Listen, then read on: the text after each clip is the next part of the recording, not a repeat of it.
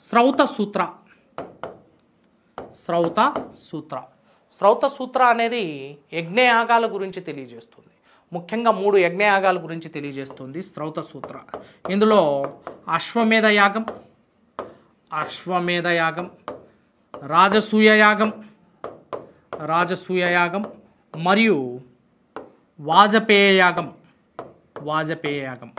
అశ్వమేధ యాగ describes the conquest of neighbour territories. పొరుగు రాజ్యాల ఆక్రమణ గురించి తెలియజేస్తుంది. ఒక రాజు పొరుగు రాజ్యాలను తమ యొక్క సామ్రాజ్యంలో కలుపుకోవాలంటే, పక్క రాజ్యాలను ఆక్రమించాలంటే తప్పనిసరిగా అశ్వమేధ యాగాన్ని నిర్వహించేటప్పుడు బాగా శిక్షణ పొందిన 10 సంవత్సరాల పాటు శిక్షణ పొందిన ఒక గుర్రాన్ని, అశ్వాన్ని ఆ రాజు పక్క రాజ్యాలపై వదులుతాడు.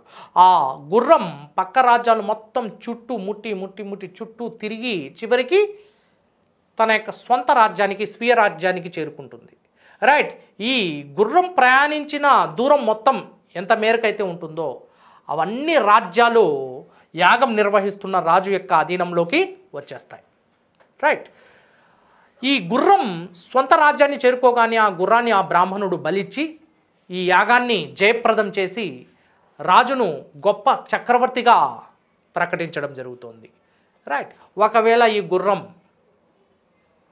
స్వంత రాజ్యానికి చేరుకోకపోతే, మధ్యలో గాయపడితే, అలాంటి ఏ ప్రాంతంలో ఆ గుర్రం గాయపడిందో, ఎక్కడైతే ఆ గుర్రాన్ని పక్క రాజ్యులు అంతమొందించారో ఆ రాజ్యంతో ఈ యాగం నిర్వహిస్తున్న రాజు యుద్ధం చేస్తాడు. ఈ విధంగా అశ్వమేధ యాగం అనేది యజ్ఞ యాగాల గురించి తెలియజేస్తుంది.